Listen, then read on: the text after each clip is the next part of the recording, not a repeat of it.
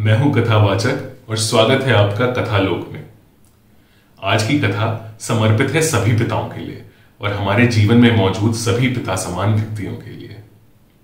ये कथा है एक शिल्पकार की जो कि अपनी बनाई मूर्तियां बेचकर अपना और अपने परिवार का पेट पालता था। उसका एक बेटा था जो बचपन से ही अपने पिता की मूर्तियां बनाने में सहायता करता और खुद भी मूर्तियां बनाता था।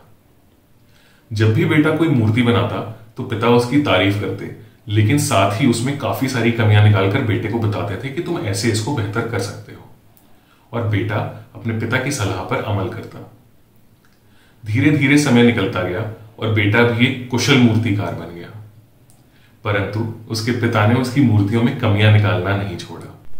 धीरे धीरे बेटे की मूर्तियों को खूब प्रशंसा मिलने लगी और लोगों ने ज्यादा पैसे देकर उसकी मूर्तियां खरीदना शुरू कर दिया, परंतु पिता की मूर्तियां अभी भी पुराने दामों में ही बिकती रहीं और उन्होंने अभी भी बेटे की मूर्तियों के बारे में अपनी सलाह देना नहीं बंद किया। फिर एक समय ऐसा आया जब बेटे को अपने पिता का अपनी मूर्तियों में कमियां निकालना खटने लगा, पर फिर भी वो बेमन से उन सलाह पर अमल करता रहा। एक दिन उसके सब्र का बांध टूट गया और उसने चिढ़कर अपने पिता से बोला, आप क्या जानते हैं मूर्तियों के बारे में? आपने कभी देखा है कि मेरी मूर्तियों को ज्यादा प्रशंसा मिलती है और आपकी मूर्तियों से ज्यादा दाम पर मेरी मूर्तियां बिकती हैं। आप फिर भी मेरी मूर्तियों में कमियां निकालते रहते हैं। ये बात ठीक तो नहीं है। अब आप मेरी मूर्तियों में कमियां निकालना छोड़ दीजिए, क्योंकि आपको कुछ नहीं पता है मूर्तियों के बारे में। मैं आपसे ज्यादा जानता हूं।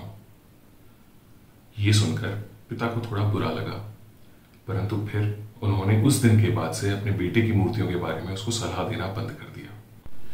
कुछ दिन तो बेटा खूब खुश रहा, पर फिर धीरे धीरे उसकी मूर्ति की बिक्री में गिरावट आनी शुरू हो गई और लोगों ने उसकी मूर्तियों के ज्यादा पैसे देने भी बंद कर दिए। बेटे को समझ ही नहीं आया कि यह हो क्या रहा है। कुछ दिन बाद वो अपने पिता के पास गया और अपना पूरा दुखड़ा उनके सामने रो दिया। पिता ने शांत होकर उसकी पूरी बातें सुनी और कोई जवाब ना दिया। ये देखकर बेटे ने पूछा, क्या आप पहले से जानते थे कि ऐसा कुछ होने वाला है?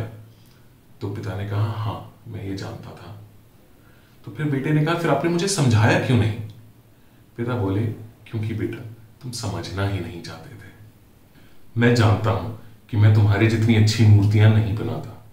मुझे यह भी पता है कि शायद मेरी सलाह गलत भी हो सकती थी, या मेरी सलाहों की वजह से ही तुम्हारी मूर्ति में सुधार आए, ऐसा भी नहीं था। पर जब भी मैं तुम्हें सलाह देता और तुम्हारी मूर्तियों में कमियां निकालता तो तुम मुझे गलत साबित करने के लिए अपनी मूर्तियों में सुधार करने की कोशिश करते थे और अपने बनाई हुई मूर्तियों से संतुष्ट नहीं होते थे, और इसी वजह से तुम्हारी कला में निखार आता जाता था।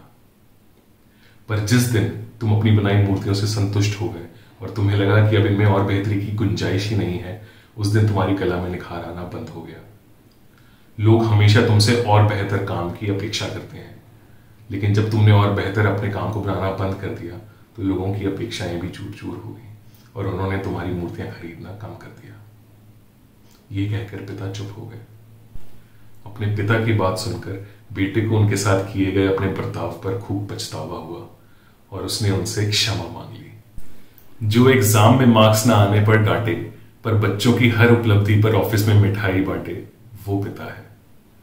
जो बोर्डिंग स्कूल भेजने की धमकी दे पर बेटी की विदाई में सबसे ज्यादा आंसू बहाए, वो पिता है। जो खुद आराम ना करे पर बच्चों को हर सुविधा उपलब्ध कराए, वो पिता है। मां ने चलना सिखाया पर जो अपने पैरों पर खड़ा होना सिखाए, वो पिता है। कहते हैं कि भगवान हर जगह नहीं हो सकते, इसलिए उन्होंने मां बनाई, और कहते हैं कि गुरु हर जगह नहीं हो सकते, इसलिए पिता बनाए। मैं खुद को बहुत खुशनसीब मानता हूं कि मुझे भी अपने जीवन में ऐसे ही दो व्यक्तित्वों का आशीर्वाद प्राप्त हुआ। तो ये थी आज की कथा।